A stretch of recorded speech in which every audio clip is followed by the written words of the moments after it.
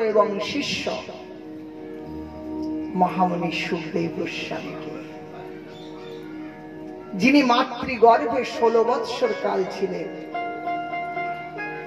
আমাদের জন্ম মায়ের গর্ভে 10 মাস, আর সুখদেব মায়ের গর্ভে 16 বছর যুবক অবস্থা নিয়ে জন্মগ্রহণ করলেন। আর জন্ম নিয়েই তিনি চললেন বনে। পিতাকে পিতা বলে ডাকেন নাই, মাকে মা বলে সম্বোধন করেন নাই, একেবারে বনে প্রবেশ করলেন। সেখানে যে নিরাকার নির্বিকার নিশ্চেষ্ট ব্রহ্মের উপাসনা করতে লাগলেন। নারদ এসে ব্যাসদেবকে বলল, তোমার পুত্র সুখদেব, তাকে তুমি এই ভাগবত কথা শোনাবে, সে জগতে ভাগবত প্রচার করবে। ব্যাসদেব চিন্তা করলেন, মা বলে ডাকলো না, বাবা বলে চিনল না, চলে গেল, আর কোথা থেকে আসবে? ব্যাস শিষ্যগণ এই ভাগবতের মধুর মধুর শ্লোক কণ্ঠস্থ করে গুনগুন করে গান গাইছে বনে। বড় অপূর্ব শ্লোক। বরহা পীড়ম নটবর বপুর কর্ণয় কর্ণিকারম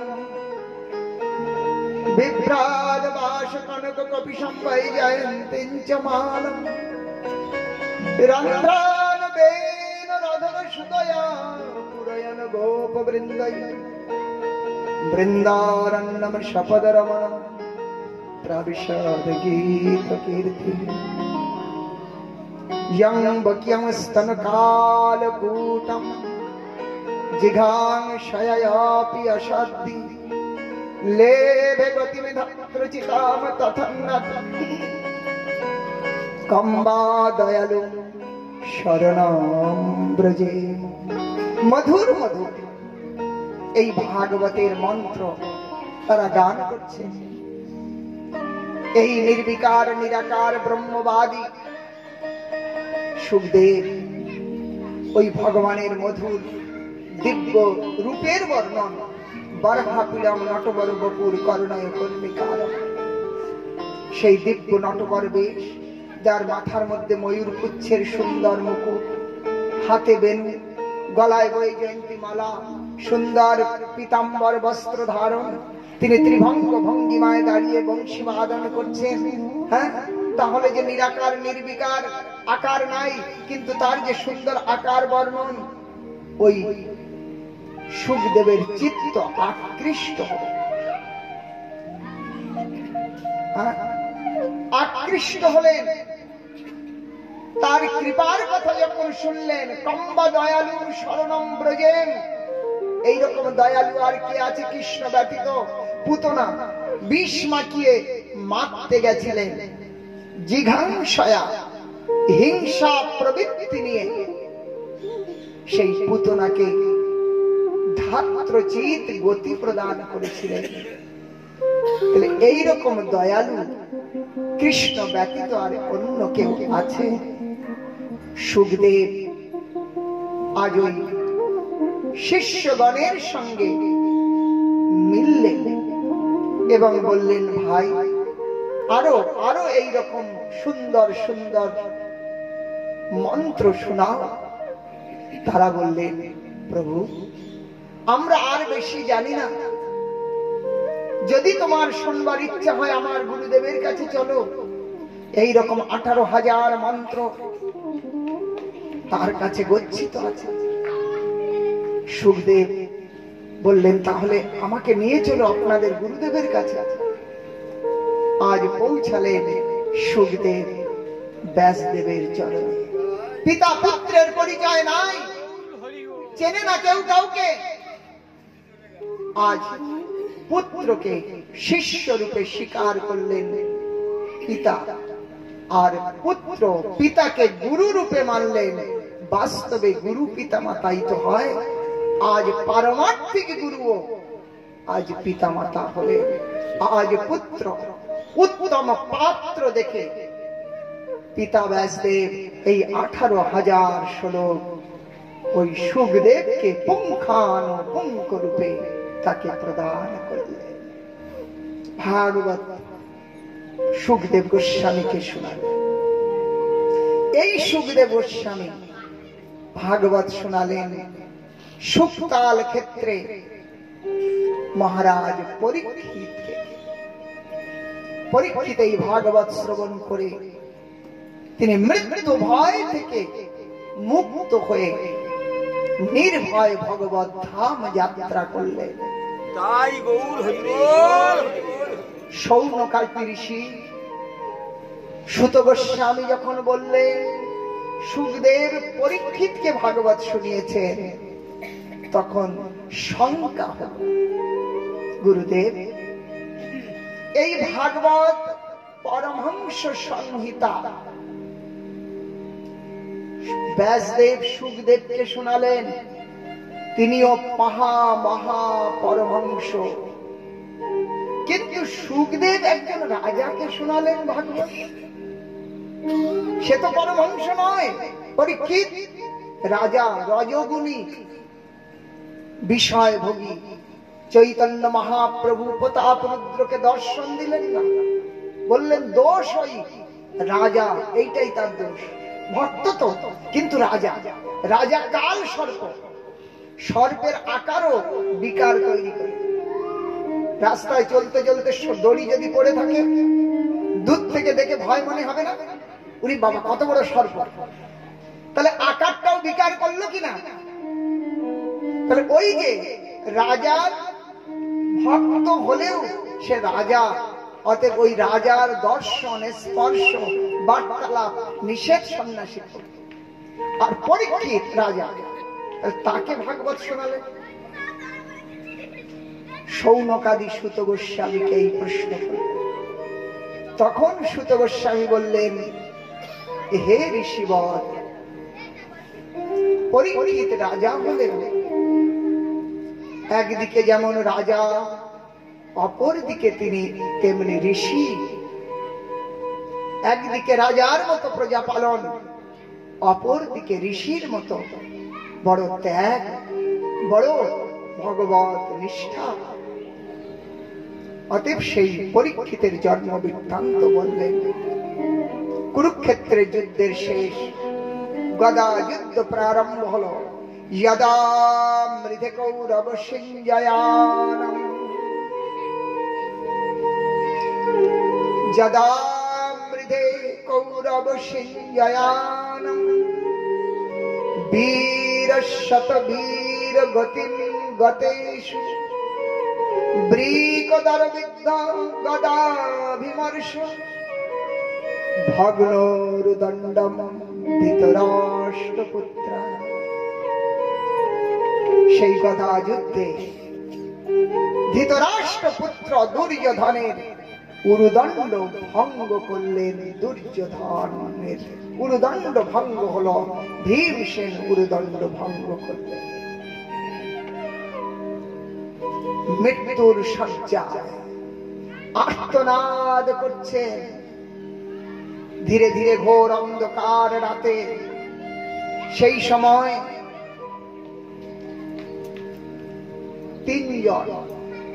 তিনজন এসে উপস্থিত হলেন, কৃতবর্মা, কৃপাচার্য এবং অশ্বত্থামা। রাতের অন্ধকারে ওই দুর্যোধনের সঙ্গে মিলতে এলেন। চতুর্দিকে মৃত শরীর, দুর্গন্ধ, শৃগাল কুকুরের আর্তনাদ, তার মধ্যে পড়ে আছে এই দুর্যোধন। আর্তনাদ, মৃত্যুর আহ্বান। আজ মিত্র, অশ্বত্থামা, কৃপাচার্য, কৃতবর্মা সহ প্রবেশ করলেন। মিত্রকে দেখে বললেন, মিত্র একই দুর্দশা তোমার। দুর্যোধন বললেন, মরতে তো ভয় নাই, ক্ষত্রিয়, কিন্তু দুঃখ। শত ভাই, আজ আমরা কেউ জগতে না, কিন্তু 5 পাণ্ডব একজনও মরল না। অন্তত একজনকেও যদি আমি শুনতে পেতাম মরে গেছে, মৃত্যু সমাচার,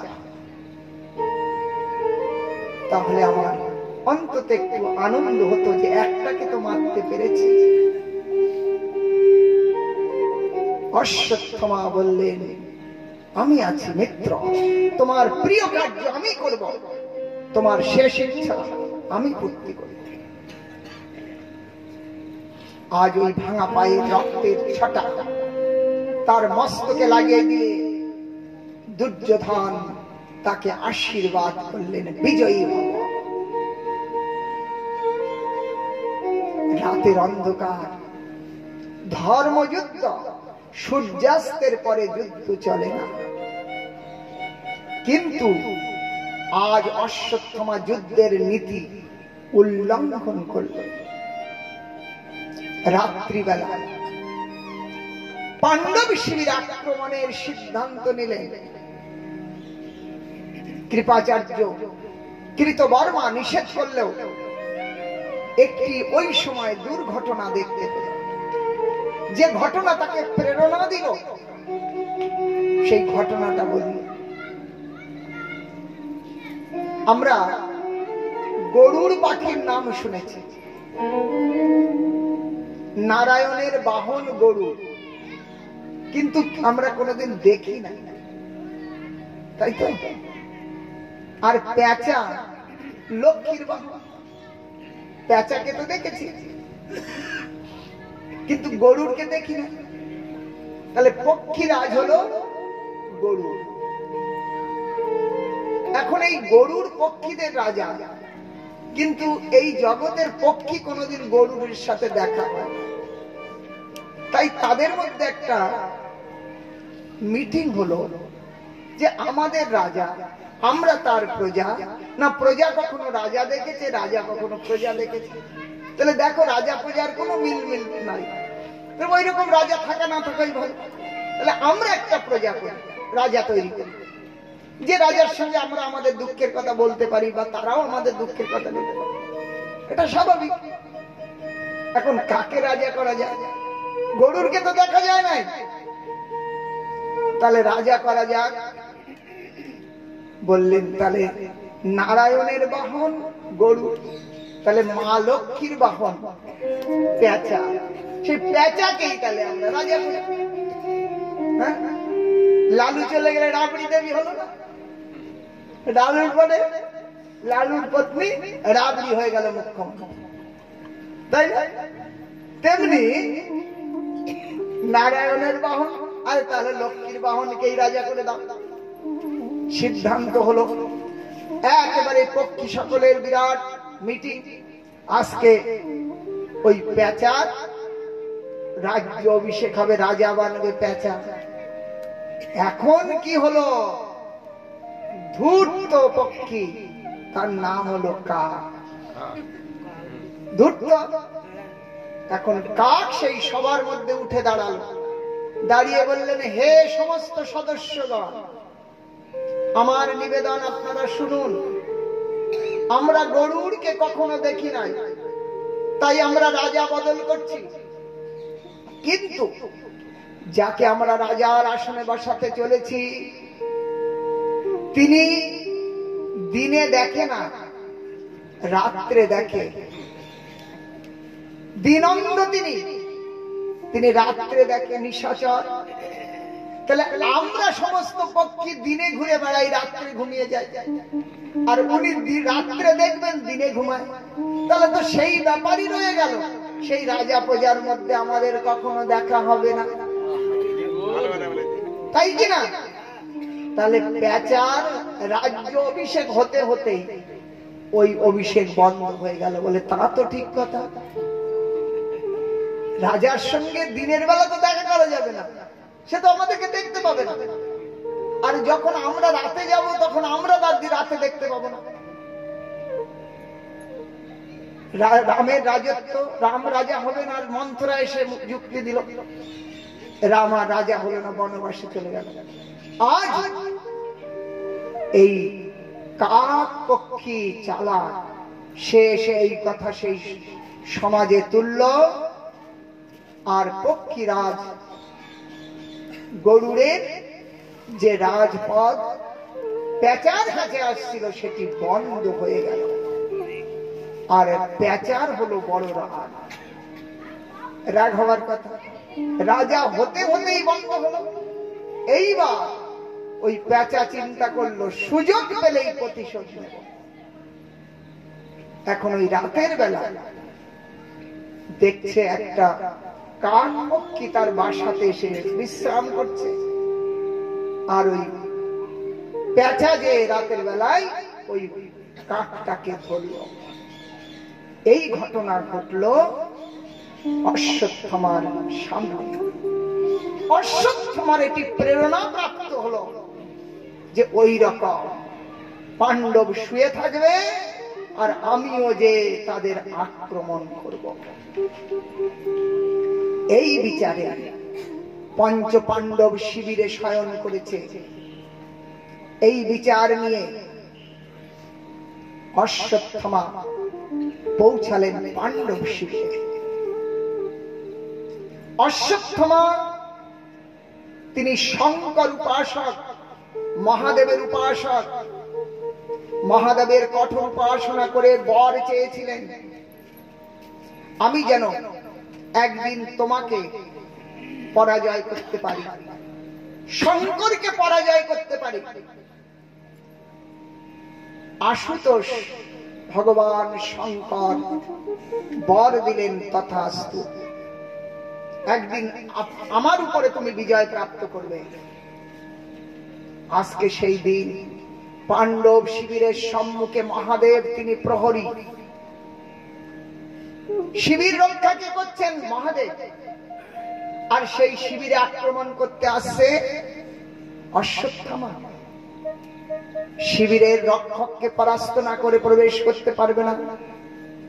আজ মহাদেবকে স্মরণ করালেন, প্রভু আমি সেই আপনার ভক্ত অশ্বত্থামা, আপনাকে আমি সন্তুষ্ট করেছি, আপনি আমাকে সন্তুষ্ট বর দিয়েছেন, একদিন আমার দ্বারা তুমি পরাস্ত হবে। তাই আজ আমার দ্বারা আপনি পরাস্ত হন, যুদ্ধ করুন। সেই যুদ্ধে শঙ্কর পরাস্ত হলেন, অশ্বত্থামা শিবিরে প্রবেশ করলেন। কিন্তু যার মাথার উপরে ভগবান, তার কি কোনো বিনাশ হতে পারে? সর্বান্তর্যামী, সর্বজ্ঞ, সর্বজ্ঞাতা ভগবান কি হবে কেউ না জানে, তিনি জানেন। আমরা কেউ জানি কালকে কি হবে, কিন্তু তার নজরে সব ভাসছে। তিনি সবিজ্ঞ, সরাট, সর্বজ্ঞ। তিনি জানলেন এসব হওয়ার আছে। 5 পাণ্ডব পুত্র 5 জন শিবিরে প্রবেশ করলেন, শয়ন করলেন, ভগবান পাণ্ডবদের নিয়ে অন্যত্র বিজয় প্রাপ্ত করলেন। এখন পাণ্ডব জ্ঞানী অশ্বত্থামা ওই 5 পুত্র, দ্রৌপদীর 5 পুত্র, 5 পাণ্ডব সন্তানকে পাণ্ডব জ্ঞানী তাদের মস্তক শায়িত অবস্থায় ছেদন করলেন। যেমন কাকটা শুয়েছিল আর ওই পেঁচাটা যে আক্রমণ করলো, তেমনি একেবারে 5 পাণ্ডব পুত্রের মুন্ডু কাপড়ে বেঁধে বড় হর্ষান্বিত হয়ে দুর্যোধনের কাছে পৌঁছেছে। দুর্যোধন আর্তনাদ করছে আর মিত্র মিত্র করে সেইখানে পৌঁছালেন। এই নাও মিত্র, তুমি 1 পাণ্ডবের মৃত সমাচার শুনবার প্রতীক্ষায় আছো। আমি 5 পাণ্ডব মৃত সমাচারে আনিয়েছি। 5 পাণ্ডব, দাও আমাকে ওই ভীমের মাথাটা দাও, যে আমার শত ভাইকে নাশ করেছে, শত ভাইয়ের হত্যারি। ওই ভীমের মাথাটা দাও। রাতের অন্ধকারে 5 মাথার মধ্যে ভীমের মাথাটা বড় মাথা, সেই মাথাটা বেছে ওই দুর্যোধনের হাতে দিবে। হাতে মাথা পেয়ে ঘুরিয়ে ঘুরিয়ে না জানি মনের কত প্রলাপ প্রকট করছে, কত যুদ্ধ, কত সংগ্রাম আজ স্মরণ করছে। করে ওই ভাঙা পায়ের 1 লাথি মারল, আর তাতেই মাথাটা চূর্ণ বিচূর্ণ হয়ে চমকে উঠল। হতে পারে না এটি ভীমের মাথা। সজর গদা প্রহার করেও যার মাথা নষ্ট করতে পারি নাই, পায়ের ভাঙা পায়ের লাথি মেরে সেটা চূর্ণ বিচূর্ণ। এখন শনাক্তকরণ অন্ধকারের মধ্যে ভালো করে দেখছে যে একটাও পাণ্ডবের নয়, এ তো পাণ্ডব পুত্রগণ, তাদের মাথা, তাদের মৃত্যু হয়েছে, তাদের মাথা কেটে এনেছে অশ্বত্থামা। আজ অশ্বত্থামাকে ধিক্কার দিতে লাগলেন, আরে অশ্বত্থামা এ কি করলি তুই? আজ আজ মৃত্যুর পরে আমাদেরকে একটু জল দেওয়ার মতো আর কেউ থাকলো না। পাণ্ডব বংশ যারা আমাদের মৃত্যুর পরে পিণ্ড প্রদান করতেন, আজ তারাও কেউ থাকলো না। এই দুঃখ, আনন্দ এবং দুঃখ একসাথে দুর্যোধনের হতেই দুর্যোধন মৃত্যুকে আশ্রয় করল। অশ্বত্থামা যখন জানলেন পাণ্ডব জীবিত আছে, অশ্বত্থ পাতার মতো কেঁপে উঠল, তাহলে আমার তো নিস্তার নাই। আজ প্রাণ বাঁচাতে তিনি প্রস্থান করলেন সেখান থেকে। প্রাতকালে দ্রৌপদীর কাছে সমাচার পৌঁছালো, মৃত বৎসা গাভীর মতো একেবারে আর্তনাদ করতে লাগলেন। অর্জুন উপস্থিত হলেন, অর্জুন প্রতিজ্ঞা করলেন, দেবী যে তোমার পুত্রদের হত্যা করেছে, আমি কথা দিলাম সূর্যাস্তের পূর্বে তোমার সম্মুখে তার মৃত্যুদণ্ড দেব। অর্জুন ভগবান কেশবকে ইশারা করলেন, সেই ভগবানের রথ প্রকট হল, একদম চললেন অশ্বত্থামার খোঁজে। অশ্বত্থামা নিরুপায় দেখে ব্রহ্মাস্ত্র নিক্ষেপ করলেন, অর্জুন ব্রহ্মাস্ত্র নিক্ষেপ করলেন। ভয়ঙ্কর যুদ্ধ। নিজ ব্রহ্মাস্ত্রের দ্বারা অশ্বত্থামার ব্রহ্মাস্ত্র আহরণ করে নিরস্ত করলেন অশ্বত্থামাকে। অশ্বত্থামা উপায় না দেখে রথ থেকে লাফিয়ে দৌড়ে পালাতে লাগলেন। ভগবান অর্জুনকে ইশারা করলেন, অর্জুনও পায়ে ছুটতে ছুটতে তাকে ধরে ফেললেন, পশুর মতো তাকে বন্ধন করে রথে চাপিয়ে শিবিরে এনে দ্রৌপদীর সম্মুখে ফেলে দিলেন। এই নাও দেবী, তোমার পুত্রদের হত্যাকারী এই আততায়ী, এই নাও। দ্রৌপদী সম্মুখে দেখলেন, আহা, এ তো গুরুপুত্র অশ্বত্থামা। এ কি? স্বামী ছেড়ে দাও, ছেড়ে দাও একে। অর্জুন বললেন, কি বলছো তুমি? আমি যে প্রতিজ্ঞা করেছি তার মৃত্যুদণ্ড দেব, আর তুমিও সেই প্রতিজ্ঞার ভাগীদার। বললেন, স্বামী, অশ্বত্থামার পিতা দ্রোণাচার্য, তিনি এই মহাযুদ্ধে বীর গতি লাভ করেছেন।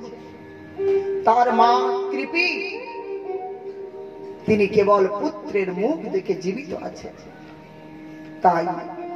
তাই যদি তার মৃত্যু হয়, তাহলে পুত্র বেদনা আমি অনুভব করছি, সেটি তার মার হবে। আমি চাই না তার মার এই পুত্র বেদনা অনুভব। তুমি ছেড়ে দাও। ভীম একেবারে লাফিয়ে উঠলেন, না, মৃত্যুদণ্ড দেব। যুধিষ্ঠির মহারাজ বললেন, ভীম ব্রাহ্মণ এবং দ্রৌপদী যেটি বলছেন সেটি উত্তম, তাকে মুক্ত করে দাও। অর্জুন এবং ভীম এক পক্ষে, সহদেব, নকুল এবং যুধিষ্ঠির এক পক্ষ। দুই পক্ষ হলো, একজন বললেন ছাড়ো, একজন বললেন মারো। আজ মাঝে দাঁড়িয়ে আছেন চক্রধারী কৃষ্ণ। অর্জুন শরণাগত হলেন, প্রভু এই দুবিধায় আপনি আমার মার্গদর্শন করুন। ভগবান বললেন, অর্জুন, শাস্ত্র বলেছেন ব্রহ্মবন্ধুর ন হন্তব্য আততায়ীর বদার্হণ। ব্রহ্মবন্ধু ন হন্তব্য। ব্রহ্মবন্ধু জন্ম নিয়েছে ব্রাহ্মণ কুলে, কর্ম ব্রাহ্মণের নয়। ব্রাহ্মণ ধর্ম থেকে চ্যুত, তাকে ব্রহ্মবন্ধু বলা হয়। এইরকম ব্রহ্মবন্ধু যদি গর্হিত কার্য করেন তবে তাকে প্রাণদণ্ড শাস্ত্রে নিষেধ। অন্য দণ্ড বিধান, কিন্তু প্রাণদণ্ড নয়। অপরপক্ষে আততায়ী বদার্হণ, টেররিস্ট, তাকে কোনো প্রকার তার জাতকুল থাকে না। টেররিস্টের কোনো দেশ নয়, তারা কোনো জাতির নয়, তারা বধের যোগ্য। সে যে দেশের হোক, যে স্থানের হোক, তাদের কোনো জাতিতে বাটা যাবে না, তাদের মৃত্যুদণ্ডই শ্রেয়। অতএব তুমি সেটি বিধান করো, শাস্ত্রের বিধান। অর্জুন বললেন, প্রভু, ইনি তো ব্রাহ্মণ, আবার অপর দিকে আততায়ী, তাহলে একদিকে বধের যোগ্য, একদিকে অবধের যোগ্য। তাহলে সেই সময় ভগবান প্রেরণা দিলেন। অর্জুনের হৃদয়ের মধ্যে জেগে উঠল বিচার। মানি ব্যক্তির অপমান মৃত্যু তুল্য। মৃত্যু একবার, কিন্তু অপমান যতবার স্মরণ করবে ততবার মৃত্যু তুল্য তার পীড়া উৎপাদন হবে। তাই অর্জুন তার সদ্যজাত জন্মজাত মণি মস্তক থেকে ছেদন করে নিল।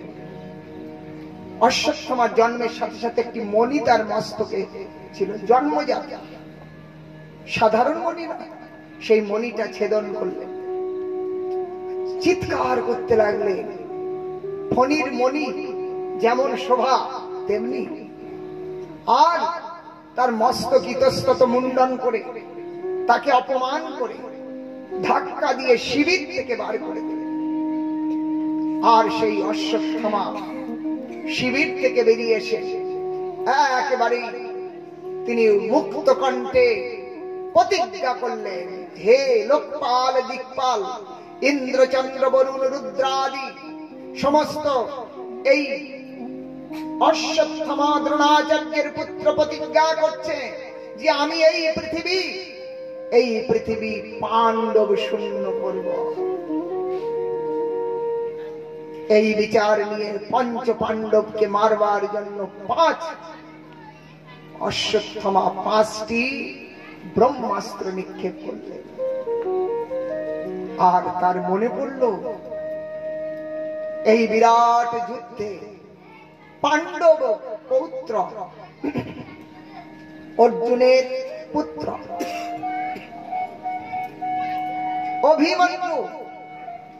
অভিমন্যু বীর গতি লাভ করেছে। সেই সময় তার ধর্মপত্নী উত্তরার গর্ভে পাণ্ডবের বীজ বর্তমান। অতএব সেই পাণ্ডব বীজ উত্তরার গর্ভে আছে, তাই গর্ভ লক্ষ্য করেও ব্রহ্মাস্ত্র নিক্ষেপ করলেন।